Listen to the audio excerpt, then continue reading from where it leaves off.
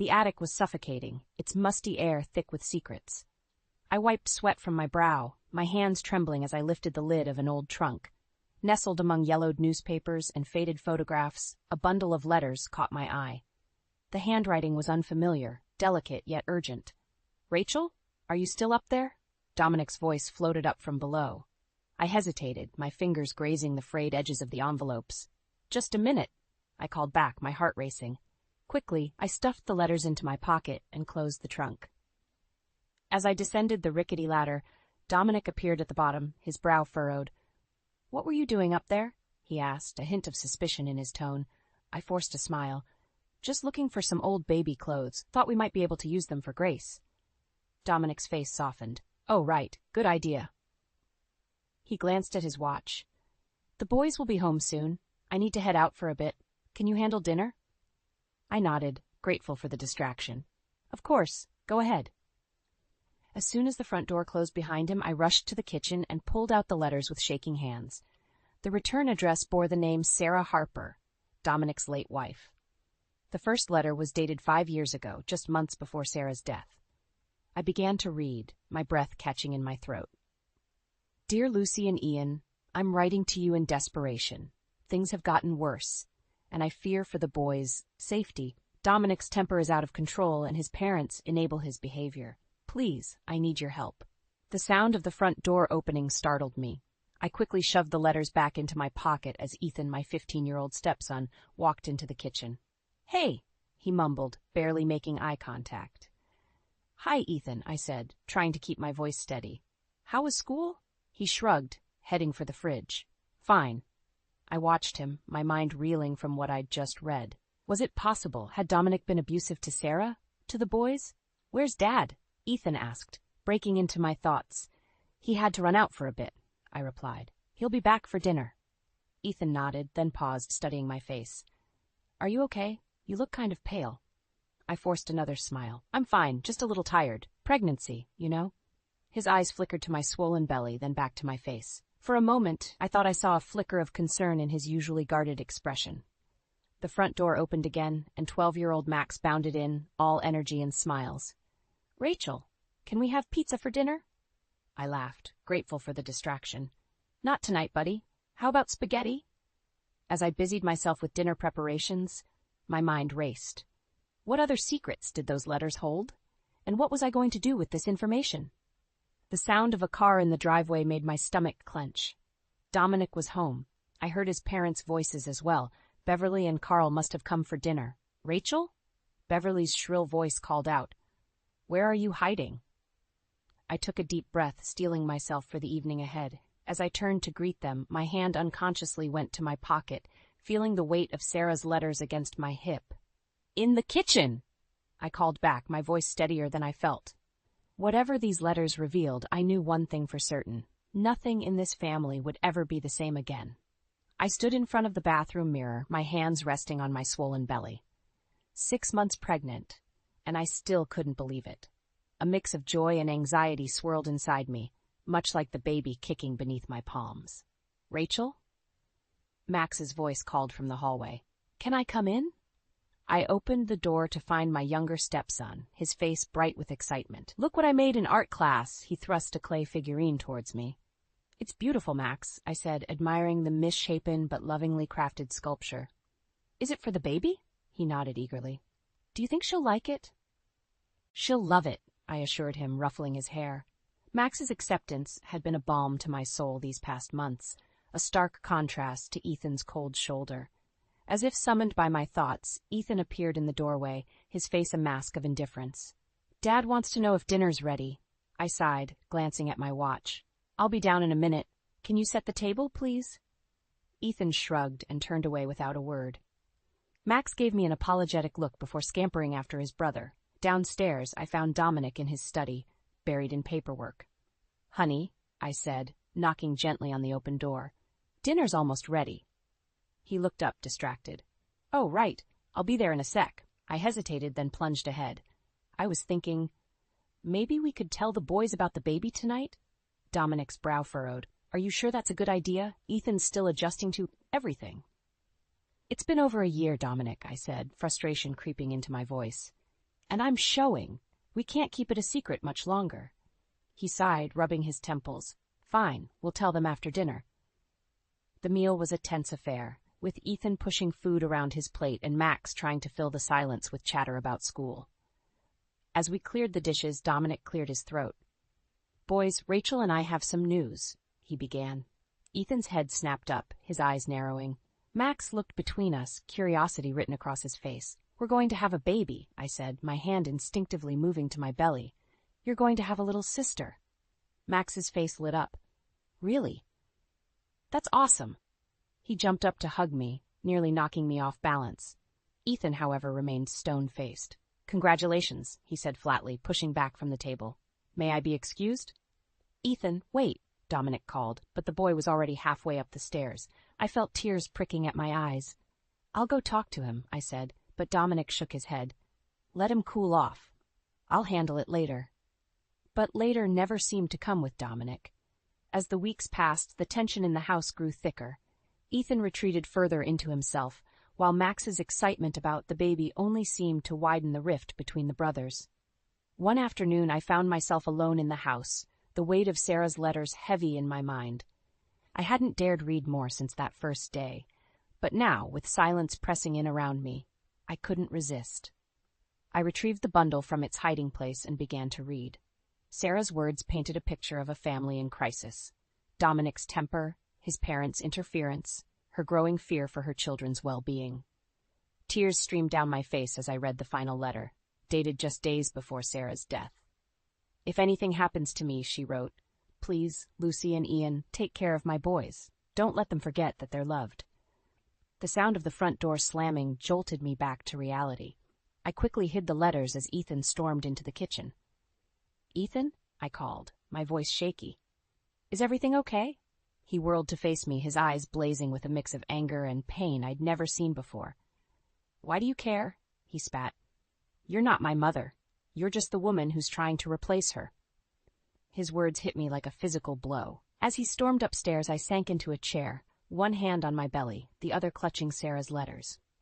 In that moment, I realized that the family I'd thought I was joining was built on a foundation of secrets and pain, and I was caught right in the middle of it all. The doorbell chimed, and my heart sank. Beverly and Carl were early as usual. I smoothed my dress over my 8-month belly and plastered on a smile. Rachel, darling! Beverly's saccharine voice grated on my nerves as she swept into the house. My, you're looking robust. I bit back a retort. Hello, Beverly. Carl, please, come in. Carl grunted, eyeing me critically. Where's Dominic? Still at work, I replied, leading them to the living room. He should be home soon. Beverly sked. Working so late with a baby on the way? I hope you're not putting too much pressure on him, Rachel. I clenched my jaw. Dominic makes his own choices. Of course he does, Beverly said, her tone dripping with condescension. Now, where are my grandsons? As if on cue, Max bounded down the stairs. Grandma! Grandpa! He hugged them both, then turned to me. Rachel, can I show them the nursery? Before I could answer, Beverly interjected. Oh, you've been helping with the nursery? How sweet. I'm sure Rachel appreciates any help she can get, being so inexperienced. I saw Max's face fall slightly. Actually, I said, forcing my voice to remain calm, Max has been a huge help. He's got quite an eye for design. Beverly's lips thinned. Well, isn't that lovely? Carl, why don't you go with Max? I'd like to have a little chat with Rachel. My stomach clenched as Carl and Max headed upstairs. Beverly turned to me, her eyes cold. Rachel, dear, we need to discuss your influence on this family. I steeled myself. What do you mean, Beverly? Well, she began, her voice sickly sweet, we've noticed some changes since you arrived. Ethan's become so withdrawn, and now Max is playing interior decorator. It's just not natural. Not natural? I echoed, disbelief coloring my tone. Dominic tells us you're encouraging the boys to express themselves, she continued. That's not how we raised Dominic. Men in this family are strong, not emotional. I felt my temper rising. And look how well that turned out, I snapped before I could stop myself. Beverly's eyes widened. I beg your pardon? The front door opened, saving me from having to respond. Dominic walked in, looking tired. Mom, what are you doing here? He asked, confusion evident in his voice. Beverly's demeanor changed instantly. Oh, honey, we just came to check on you all. We're worried about the stress you're under. Dominic's brow furrowed. What stress? Beverly glanced pointedly at my belly. Well, with the baby coming and Rachel clearly struggling to manage the household. I'm not struggling, I interjected, but Dominic was already nodding. It has been tough, he admitted, but we're managing. I stared at him, hurt and anger warring inside me. Dominic, can I speak with you in the kitchen? Once alone, I rounded on him. Why didn't you tell me your parents were coming? He shrugged. I forgot. What's the big deal? The big deal, I hissed, is that your mother just spent the last 10 minutes criticizing everything about our life. Dominic sighed. Rachel, you're overreacting. That's just how Mom is. And you just let her talk to me like that? I felt tears pricking at my eyes. Look, he said, his voice taking on an edge I'd never heard before. My parents are important to me. If you can't handle them, maybe you need to try harder. I stepped back, shocked. Try harder? Dominic, I've been trying since the day I moved in. But your parents hate me. Ethan can barely look at me, and you don't even see what's happening. What's happening, he growled, is that you're turning my family against me. The words hung in the air between us, heavy and final. I opened my mouth to respond, but a sharp pain in my abdomen made me gasp instead. Dominic's anger morphed into concern. Rachel? What's wrong? I clutched my belly, panic rising.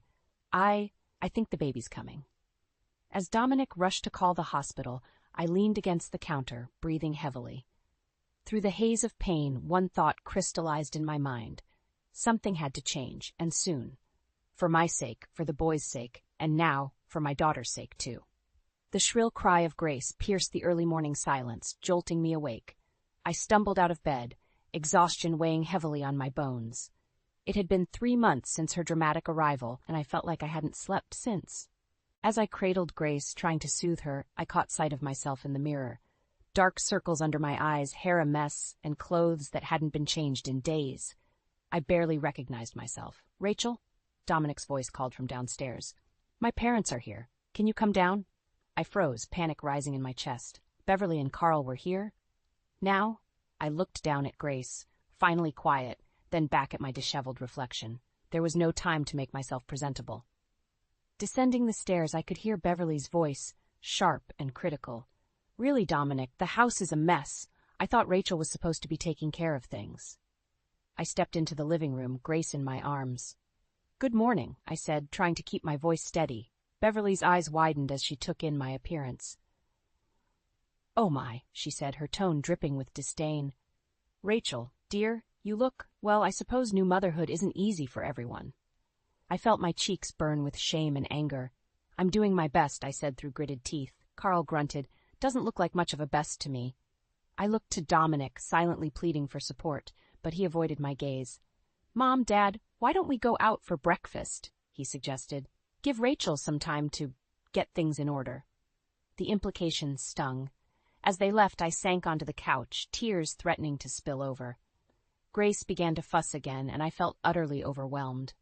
Suddenly, Ethan appeared in the doorway. His eyes darted between me and the baby, a mix of concern and uncertainty on his face. Are you okay? He asked hesitantly. I tried to smile, but it felt more like a grimace. I'm fine, Ethan, just tired. He shifted uncomfortably. I could hold her for a bit, if you want to shower or something. His offer caught me off guard. You'd do that? Ethan shrugged. Yeah, I guess. I mean, she is my sister.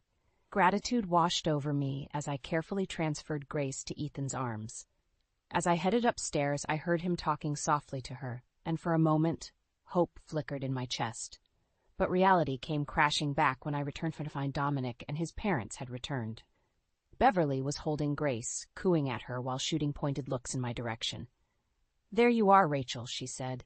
We were just discussing how you might need some help. Perhaps a nanny?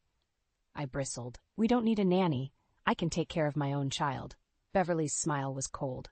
Of course, dear, but with the house in such a state and you looking so worn out, we're just concerned. We? I looked at Dominic, who shifted uncomfortably.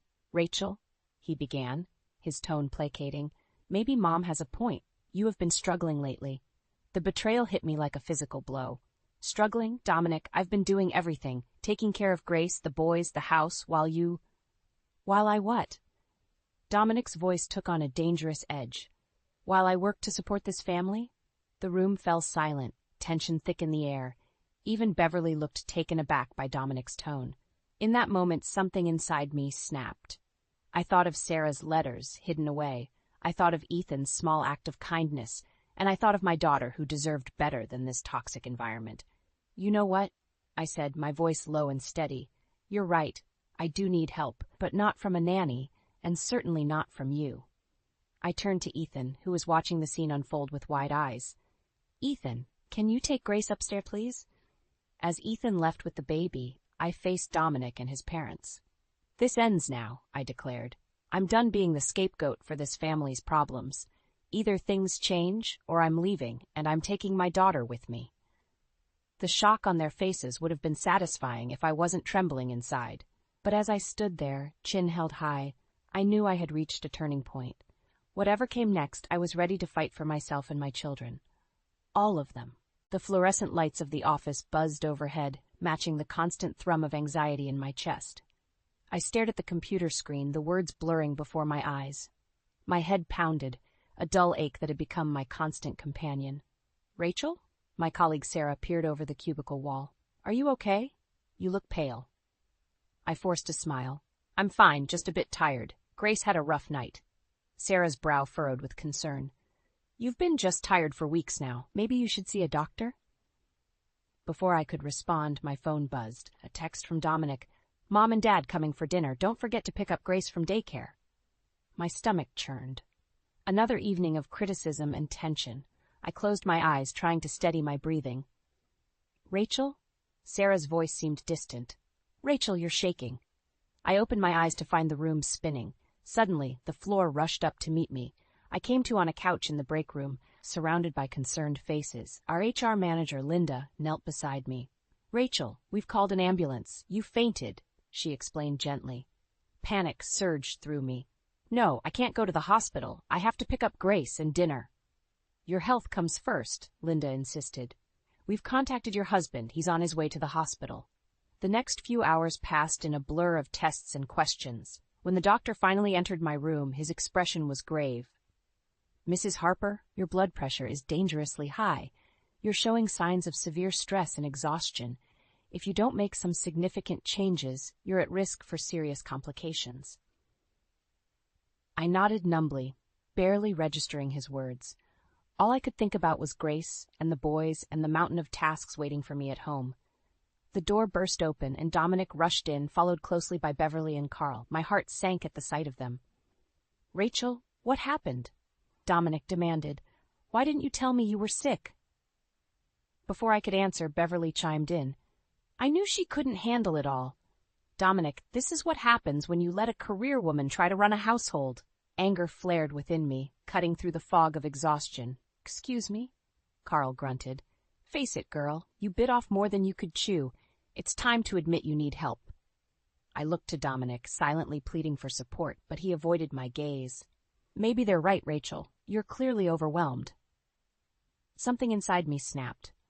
"Overwhelmed? Of course I'm overwhelmed. I'm working full-time, taking care of an infant and 2 teenagers, managing a household, and dealing with constant criticism from your parents. And where have you been, Dominic? Where's your support?" The room fell silent. Dominic's face flushed with anger and embarrassment. "That's not fair, Rachel. I work hard to provide for this family." "And I don't?" I shot back. "When was the last time you got up for a 3 a.m. feeding, or helped with homework, or stood up to your parents when they belittle me?" Beverly gasped. "How dare you speak to him like that? After everything we've done for you." "Enough!" I shouted, surprising even myself. "I'm done. I'm done trying to please everyone while sacrificing my own health and happiness." I turned to Dominic, my voice shaking but resolute. "Things need to change, Dominic. Either we get counseling and you start setting boundaries with your parents, or what?" Dominic's voice was dangerously low. I took a deep breath, the weight of my next words hanging in the air. "Or I'm leaving, and I'm taking Grace with me." The stunned silence that followed was broken only by the steady beep of the heart monitor. In that moment, staring into Dominic's shocked face, I knew there was no going back. Whatever came next, I had to prioritize my health and my children's well-being. The time for compromise was over. Now, it was time to fight. I stood in the kitchen, mechanically stirring a pot of soup, my mind a whirlwind of thoughts. The house was eerily quiet. Dominic had taken Grace to his parents for the day, a thinly veiled attempt to give me a break after my hospital scare. But the silence only amplified my inner turmoil. A soft knock on the doorframe startled me. I turned to see Ethan hovering uncertainly in the doorway. "Rachel?" His voice was hesitant. "Can we talk?" I nodded, surprised. "Of course. Come in." Ethan sat at the kitchen table, fidgeting with a folded piece of paper. I found something in Dad's study." My heart raced as he unfolded the paper. It was a letter, the handwriting achingly familiar, Sarah's handwriting. "It's from my mom," Ethan said, his voice cracking. "She wrote it right before she died. I think you should read it." With trembling hands, I took the letter. As I read, Sarah's words burned into my mind. "Dominic, if you're reading this, I'm gone. I can't take it anymore. The anger, the control, the fear. I'm leaving, and I'm taking the boys with me. Your parents have poisoned our family for too long. I won't let them do to our children what they did to you. I'm sorry I couldn't be stronger. Please find help, break the cycle, for our boys' sake." I looked up at Ethan, tears blurring my vision. "Oh, Ethan, I'm so sorry. She never got to leave. The accident, it wasn't an accident, was it?" The weight of this revelation crashed over me. Suddenly everything, Dominic's temper, his parents' interference, the boy's pain, clicked into horrifying focus. "Ethan," I said, my voice shaking, "I need you to listen to me. What's happening in this family isn't right. It wasn't right for your mother, and it's not right for us now." Ethan nodded, tears streaming down his face. "I know, I've known for a while. I didn't know what to do." I took a deep breath, steeling myself for what I was about to say. "I'm going to leave your father, and I want to take you, Max, and Grace with me." Ethan's eyes widened. "You do that? Even for us?" "Of course," I said, reaching out to squeeze his hand. "You're my family too, Ethan. All of you." Just then we heard the front door open. Dominic's voice called out, "Rachel, we're home." Panic flashed across Ethan's face. I quickly folded the letter and slipped it into my pocket. "It's okay," I whispered. "We'll figure this out." Dominic appeared in the doorway, Grace in his arms. His eyes narrowed as he took in the scene before him. "What's going on here?" I stood up, my heart pounding but my resolve firm. "Dominic, we need to talk about everything." His face darkened. "Everything? What's that supposed to mean?" "It means," I said, my voice steadier than I felt, "that I know about Sarah, about what really happened, and I'm not going to let history repeat itself." The color drained from Dominic's face. He set Grace down, his movements suddenly jerky and aggressive. "You don't know anything," he snarled. "I know enough," I shot back, "and I'm done pretending. This ends now, Dominic, for all our sakes." Ethan stood up, moving to stand beside me. "She's right, Dad. We can't keep living like this." Dominic's eyes darted between us, a cornered animal. "You're turning my own son against me?" he growled, taking a step forward. I instinctively pushed Ethan behind me, shielding him. "No, Dominic. You did that all on your own." As Dominic advanced, rage contorting his features, I realized with crystal clarity that this was the moment everything would change. There was no going back now. Whatever came next, I had to be ready to fight. Not just for myself, but for all 4 children who were counting on me. With one hand reaching for Grace and the other holding Ethan's arm, I braced myself for the storm that was about to break. The words hung in the air, heavy and final. "I want a divorce, Dominic." His face contorted with rage, a vein pulsing in his forehead. "You what?" I stood my ground, heart racing but voice steady. "You heard me. I'm leaving, and I'm taking the children with me." Dominic's laugh was cold, mirthless. "You think you can just walk away? Take my kids?" "Our kids," I corrected. "And yes, I can. I will." His eyes darted to Ethan, who stood beside me, then to Max, who had appeared in the doorway, drawn by the commotion. "Boys," Dominic said, his voice dangerously calm, "go to your rooms, now." Neither moved. Max spoke up, his voice trembling but determined. "No, Dad. We're staying with Rachel." Dominic's facade cracked. "What did you say to them?" He snarled at me. "How dare you turn my own children against me?" "We made our own choice," Ethan said. "We know what you did to Mom, what you've been doing to all of us." The color drained from Dominic's face. "You don't know anything," he hissed. "We know enough," I said, pulling Sarah's letter from my pocket. "And so will the police if you try to stop us." Dominic lunged forward, but Ethan stepped between us. "Don't touch her," he warned. For a moment, I saw a flicker of shock in Dominic's eyes, as if truly seeing his son for the first time. Then his expression hardened. "Fine," he spat. "Leave, but don't think this is over." As we hurried to pack essentials, my phone buzzed. A text from an unknown number. "This is Lucy Miller. We need to talk." My heart skipped a beat. Ethan and Max's maternal grandparents, the ones Dominic had kept away for years. I quickly replied, arranging to meet them. Hours later, we sat in a quiet cafe, the boys reuniting tearfully with their grandparents. Lucy clutched my hand. "Thank you," she whispered. "We've been trying to reach them for so long." Ian's face was grim. "We always suspected something was wrong, but Dominic kept us away, said we were a bad influence." "He was the bad influence," Max said bitterly. "Him and his parents." A chill ran down my spine. "His parents," I repeated. "Oh God, Beverly and Carl, they'll be furious when they find out." As if on cue, my phone exploded with notifications. Missed calls from Beverly, threatening texts from Carl, and a voicemail from Dominic that made my blood run cold. "You think you've won?" His voice slurred, clearly drunk. "This isn't over. I'll take everything from you. The kids, the house, everything. You'll regret the day you crossed me, Rachel." I looked up at the concerned faces around me. "We need to go," I said urgently. "It's not safe here anymore." Lucy squeezed my hand. "Come stay with us. We have plenty of room and Dominic doesn't know where we live." As we drove to Lucy and Ian's house, my mind raced. How had it come to this? Running from the man I once loved with 4 children depending on me? Ethan's voice broke into my thoughts. "Rachel, are we going to be okay?" I met his eyes in the rearview mirror, seeing the fear and hope battling there. I thought of Sarah's letter, of the years of abuse and manipulation, of the strength it took to break free. "Yes," I said, my voice stronger than I felt.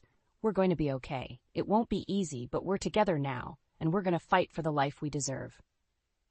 As we pulled up to Lucy and Ian's house, I saw Beverly and Carl's car parked across the street.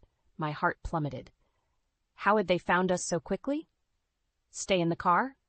I told the children, my voice tight with fear. "Lock the doors. I'll handle this." As I stepped out to face my in-laws, I knew this was it, the moment that would define our future.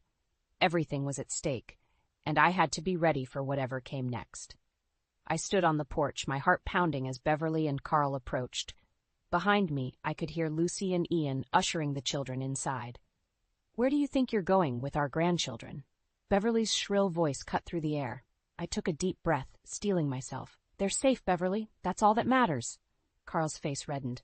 "You have no right to take them, Dominic." "Dominic lost that right," I interrupted, my voice steady. "And so did you." Just then, a car screeched to a halt behind them. Dominic stumbled out, his eyes wild with rage. "You," he snarled, pointing at me. "You've ruined everything." As he lurched towards me, Ethan burst out of the house, placing himself between us. "Stop right there, Dad," he warned. Dominic froze, shock momentarily replacing anger. "Ethan, what are you doing?" "Protecting my family," Ethan replied, his voice trembling but resolute. "The way you never did." Beverly gasped. "How dare you speak to your father that way?" "No," I said, stepping forward. "How dare you all treat these children like possessions instead of people? How dare you continue the cycle of abuse that nearly destroyed Sarah?" Carl's face paled. "What are you talking about?" I pulled out Sarah's letter, my hands shaking. "I know everything. About Sarah's plan to leave, about the accident that wasn't an accident, and so do the police." As if on cue, sirens wailed in the distance, growing closer. Dominic's face contorted with fury and fear. "You bitch," he spat. "You'll pay for this." He lunged forward, but Ethan was quicker. In a move that spoke of years of pent-up anger, he shoved his father back. Dominic stumbled, falling hard on the pavement. As the police cars pulled up, everything seemed to move in slow motion. Officers swarmed around us, separating Dominic and his parents from the rest of us. I watched as they were handcuffed and read their rights, feeling a strange mix of relief and sadness. Max appeared at my side, slipping his hand into mine. "Is it over?" he asked, his voice small. I squeezed his hand. "Yes, sweetheart, it's over." Hours later, after statements had been given and plans set in motion, we sat in Lucy and Ian's living room. Grace slept peacefully in my arms, while Ethan and Max leaned against me on either side. "What happens now?" Ethan asked, his voice heavy with exhaustion. I looked around at the faces of our newfound family, Lucy and Ian, beaming with joy at being reunited with their grandsons, the boys, finally free from the weight of secrets and fear, and little Grace, innocent and unaware of the seismic shift in our world. "Now," I said, my voice thick with emotion, "we heal. We build a new life, one filled with love and honesty and support." Lucy reached out, squeezing my hand. "You're not alone in this, Rachel. We're all here for you and the children." I felt tears welling up, but for the first time in years they were tears of relief and hope. "Thank you," I whispered. "All of you, for being brave, for standing up for what's right." As the evening wore on, plans were made. Lucy and Ian offered us a place to stay until we could get back on our feet. We talked about therapy, about legal proceedings, about rebuilding our lives. Later that night, as I tucked the children into bed, Ethan caught my hand. "Rachel," he said softly, "I'm sorry I was so hard on you before. You saved us, just like Mom tried to do." I felt my heart swell with love and pride. "Oh, Ethan," I said, pulling him into a hug, "you saved us too. We all did together." As I closed their bedroom door, I paused in the hallway, overwhelmed by the events of the day. The road ahead wouldn't be easy, but for the first time in years I felt hope blooming in my chest.